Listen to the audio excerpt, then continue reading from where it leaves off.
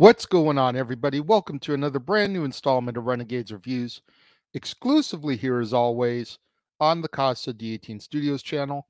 I, of course, am your host, the Renegade JJ Williams. Happy Saturday.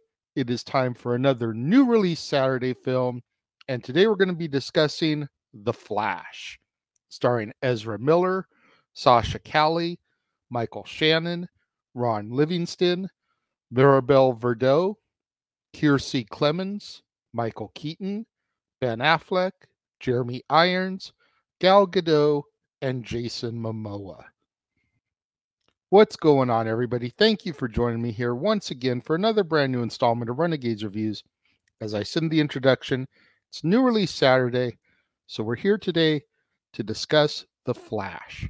And as our movie opens, Barry Allen helps Bruce Wayne and Diana Prince stop a bank robbery gone horribly wrong in Gotham City. He then goes and revisits his childhood home and remembers his youth with his parents, Nora and Henry, before Henry's wrongful imprisonment for the murder of Nora. Overcome by his emotions, Barry accidentally uses the Speed Force in order to travel back in time to earlier in the day, and he informs Bruce about it. Now, despite Bruce's warnings that time travel can have unintended consequences, Barry goes back to the day of Nora's death and prevents it from happening. As Barry returns to the present, he is knocked out of the Speed Force by another speedster and ends up in an alternate 2013, where his mother is still alive. He finds his past self and realizes that he has arrived on the same day that he originally obtained his powers.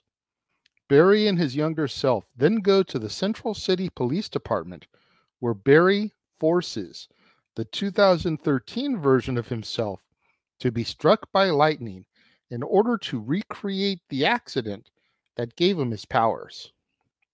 Both Barrys end up getting struck by lightning, giving 2013 Barry his powers, but causing normal Barry to lose his own powers in the process. As Barry struggles to train the 2013 version of himself on how to properly use his powers, the two of them see a broadcast by General Zod, who is preparing to invade Earth. The Barrys attempt to assemble the Justice League, but they are unsuccessful, as in this timeline, they are unable to locate Diana. Victor Stone has not gained his abilities yet, and Arthur Curry was never born. The two then travel to Wayne Manor in hopes of finding Bruce Wayne, but instead they find an alternate, older version of him who has retired from crime fighting. Bruce then explains the concept of the multiverse, revealing that using time travel to alter history not only affects the events after the alteration, but before it as well, explaining why Barry is noticing changes to the timeline that occurred before his initial point of time travel. The two Barrys then convince Bruce to help them find Kal-El.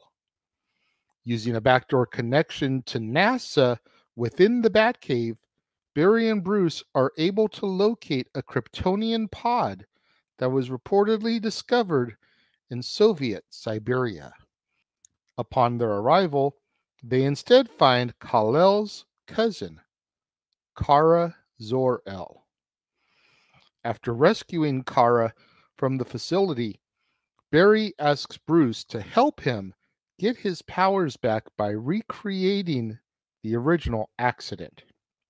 The first two attempts fail and nearly kill Barry, prompting Kara to fly Barry into the storm and getting struck by lightning for the third time, which successfully revives his powers.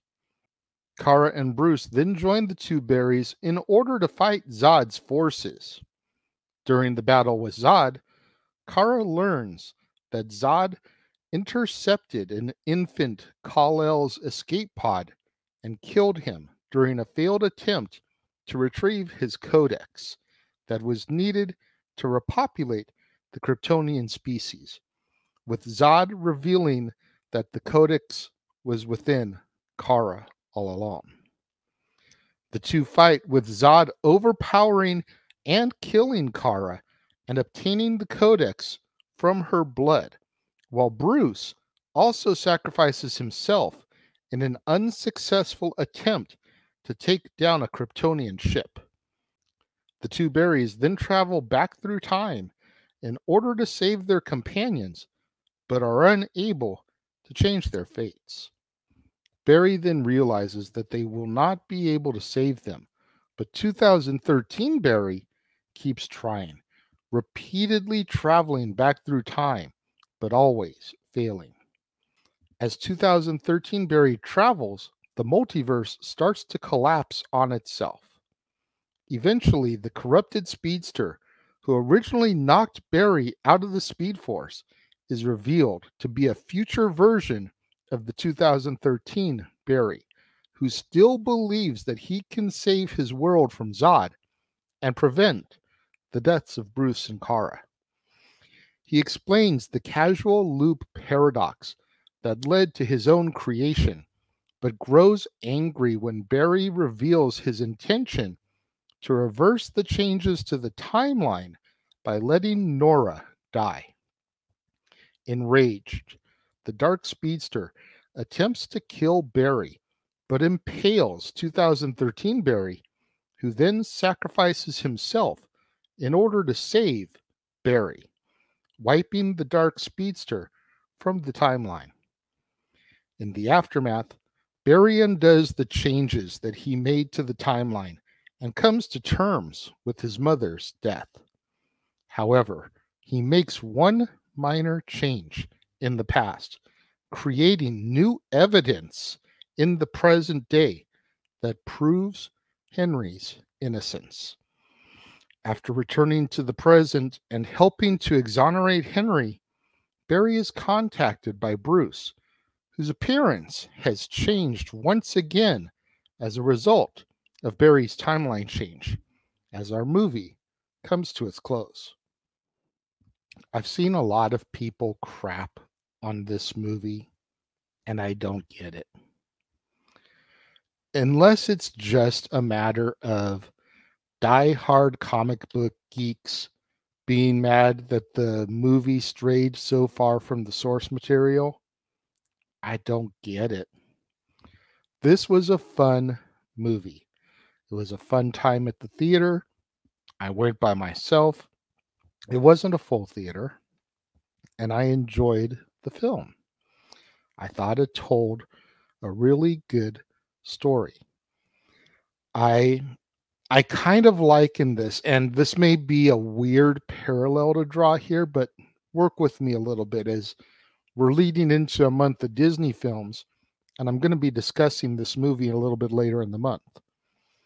This movie, to me, very much felt like what could have happened to Lewis in Meet the Robinsons if, when Wilbur took him back to the day that his mom left him on that orphanage, he'd actually tapped her and stopped her instead of letting her do it. Because throughout the course of the movie, we see what his future becomes because of what happened, because he was left at that orphanage. We see what his future becomes. That one little change could have completely derailed all that. And by Barry preventing his mother from dying, essentially keeping his mother in his life throughout his entire career, his life, he has this whole different existence. And if Lewis had done the same thing and prevented his mom from giving him up, completely different existence. And I really enjoyed the paradox created here. And even more so, I enjoyed when Barry had his moment of clarity and realized he needed to let his mom die. The moment they share in the grocery store, where she's like, I know I'm a random person, because she doesn't know this is an older version of her son. I know I'm a random person, but do you need a hug? And they have that embrace in that moment. I legitimately started shedding tears because it was that come to Jesus moment where Barry realized everything in his life was actually better because of what happened and the fact that his mother died. He's never going to fill that void. But once he comes to terms with his life after that moment, it's just this whole sense of relief that comes over him. Then you factor in all the multiverse elements that are in this movie. Michael Keaton is Batman. That was my first exposure to Batman, was the 89 movie. After that came out, they then started to air the OG Adam West Batman TV show in syndication and reruns because of the popularity The Dark Knight was witnessing and the resurgence. So then I got exposed to the Adam West, but Michael Keaton was my initial Batman. So seeing him back in the cowl and the cape and the suit, chills, goosebumps. Then we get Supergirl instead of Superman. Nice twist. Then at the very end, when Bruce's appearance changes again, and it's George Clooney from the insanely lampooned Batman and Robin film as Bruce Wayne. Just another insane moment that just slaps you upside the face, because you would think with as much crap as Batman and Robin gets that George Clooney would want nothing to do with the franchise ever again. Here he is as Bruce Wayne at the end of the movie. Granted, he's in it for like 2 minutes, if that. But there he is, still. I almost wonder if Val Kilmer wasn't having his personal issues, his physical issues, if he would have been there, because I always said that movie-wise, Val Kilmer was the best Bruce Wayne we ever had. Keaton was a great Batman. Val was the best Bruce Wayne. So if Val wasn't having the issues that he has, could he have been our Bruce Wayne at the end of the movie instead of George Clooney? That would have been awesome. But I digress. I think this movie just needs to be looked at as, holy crap, DC, and arguably its final piece of the puzzle, because there is no more DCEU as of this point. They've completely scrapped it. James Gunn is going to go in, reboot it, start from scratch. So The Flash is it. They just need to go to this movie with open eyes, open mind, open heart, and be like, dude, somehow, some way, they managed to pay homage to virtually, say that one more time, virtually every incarnation of these characters that there were before. You've got Nicolas Cage as Superman from a movie that never even got made. Superman Lives. Nicolas Cage is in the cape, he's in the suit, and he's fighting that goddamned spider that Kevin Smith told us about in An Evening with Kevin Smith.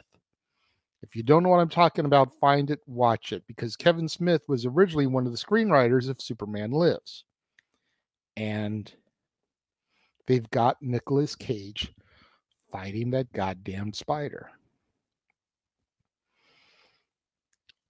I enjoyed everything this film threw at me. So much so that when it comes to my rating of this film, I'm going to give The Flash 4 out of 5 stars. What do you guys think of The Flash? Am I crazy? Am I spot on? Let me know in the comments. If you're watching the premiere, leave your thoughts and comments over here. If you're watching on demand later in the day, leave your thoughts and comments down here. And let's have that conversation, that discussion, that debate, that interaction that I'm always asking you guys for in the comments below. And make sure you guys tune in at the top of the half hour right here on the Casa D18 Studios channel for another brand new installment of Renegades Reviews. And it's the first of the month. So we're kicking off a brand new theme as we kick off 31 days of Disney with The Emperor's New Groove, featuring the voice talents of David Spade, John Goodman, Eartha Kitt, Patrick Warburton, Wendy Malick, Tom Jones, Jim Cummings, and others. And then later in the evening, right here on the Casa D18 Studios channel, the Jeff Meacham Network, and across the Jeff Meacham Network multiverse of media, it'll be time once again for the Saturday night shenanigans that are Open Mic Night, where myself, the West Coast Professor Jeff Meacham, the Simple Man Noah Foster, and the He-Man James Hebert will all unite in the studio, along with whichever members of the extended Open Mic Night family decide to come to the studio, step up to the microphone, and join us as we discuss the week in professional wrestling. And then tomorrow, right back here on the Casa D18 Studios channel, it'll be time once again to step into the War Zone. That's right, it'll be time for another edition of the Weekly Acquisition Report, the show where I, the Renegade, show you, the viewers, the latest additions to my ever-growing movie library. But that's not all, because at the top of the half hour, immediately following that, it'll be time for another edition of Renegades Reviews, and we keep our 31 days of Disney going with Atlantis, The Lost Empire, featuring the voice talents of Michael J. Fox, James Garner, Cree Summer, Don Novello, Phil Morris, Claudia Christian, Jacqueline Obradors, Jim Varney, David Ogden Stiers, and Leonard Nimoy. You don't want to miss out on any of that content right here on the Casa D18 Studios channel, on the Jeff Meacham Network, across the Jeff Meacham Network multiverse of media. We've got The Emperor's New Groove, Open Mic Night, The War Zone, Atlantis, The Lost Empire, and so much more as we continue our journey through the wonderful world of Disney, and we wrap up the Snow White lineage here on the Renegades Reviews. Again, you don't want to miss any of it, so make sure you smash that like button, make sure you're subscribed, make sure that notification bell is turned on so you don't miss out anytime a video drops right here on the Casa D18 Studios channel or anytime we go live, as is the case with Statboy Sports Bar, Open Mic Night, pay-per-view PLE watch-along coverage, etc. Share these videos with your family, friends, loved ones, coworkers, movie fanatics, cinephiles in your life, fans of The Flash, fans of the DCEU, fans of DC Comics in general, fans of Ezra Miller, fans of Michael Shannon, fans of Michael Keaton. Anybody you can think of that would enjoy this content in this video, share it with them, as it's the only way we're going to keep my visibility up in YouTube's algorithms now that we are, in fact, a monetized channel right here on the platform. Thank you once again to everybody out there who joined me and tuned in today. It means so much more to me than you guys will ever know. And I will see you guys next time.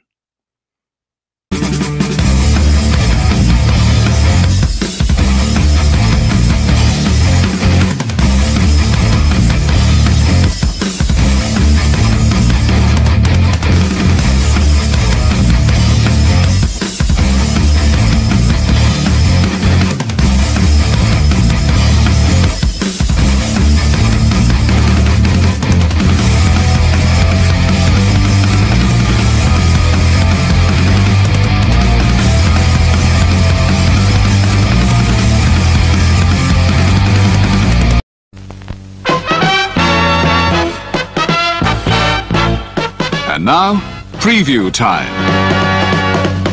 So let's take a look at what's coming your way.